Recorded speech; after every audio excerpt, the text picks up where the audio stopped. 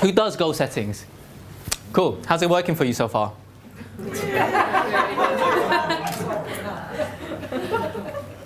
If it doesn't work for you so far, here's the reason why. Most goal settings don't work.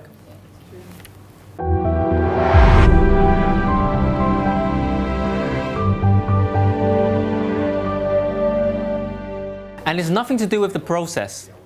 It has nothing to do with the actual goal setting process itself. Goal setting is actually a very powerful process if you set the right goals. The problem is most people set the wrong goals in life, thinking it's theirs. And they're wondering why it's not working out. Because it's not yours. Most of us set goals based on what we think we want, based on what our parents tell us they want. What was your name? Sorry, it was Christina? Christina shared a really beautiful story about pleasing people. Most people set goals trying to please other people.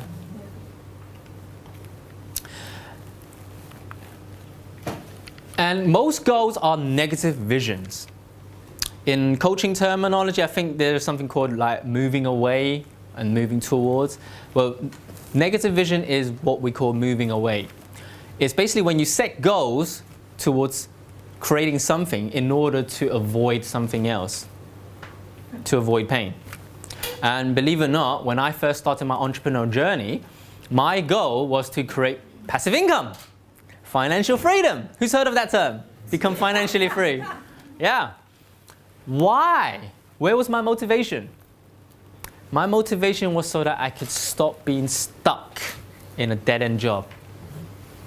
Then I can go and do what I want. Does that make sense? Yeah. That's a negative vision.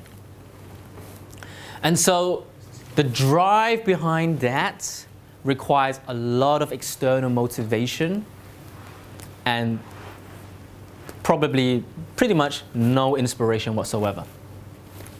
That's why it's not sustainable. And to be honest with you, it's not what I love. It's not what I want to do anyway. It's just another false goal. It's a false goal. Negative visions are false goals. Most people set the wrong goals in life. And that is why it's not working out for you. If it's not working out for you so far, I invite you to revise what you've set for yourself. Are they your goals? Negative vision is what we're trying to avoid. And that also means it's something that we think we have to achieve before we can get what we want in life. Does that make sense? The analogy I like to use is when you speak to a ballet teacher and say, what happened to your dream? I thought you wanted to be a world-class ballet dancer. I said, oh, well, you know, life happened, I had an injury, and yada, yada, yada. I'm doing what I love anyway right now. I'm teaching kids ballet and I'm doing what I love, which is ballet. But that's not your dream. A negative vision can also be a compromised vision. You may still be doing what you love, but is that the end result that you really wished? Think about that. So that's what negative vision is. And most of the time it's unconscious. You're not even aware of it.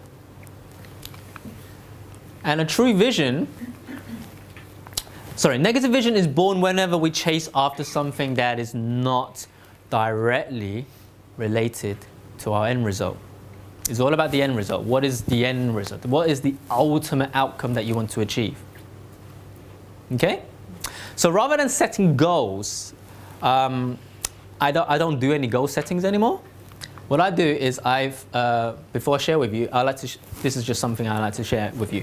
Most of our goals are distractions. Yeah, they're just distractions. It's like, oh, I just got to hit that milestone, do that. How do I do that? How do I do that? We lose sight of the end result.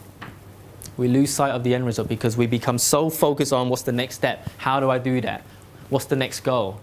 We lose sight of what is the grand vision.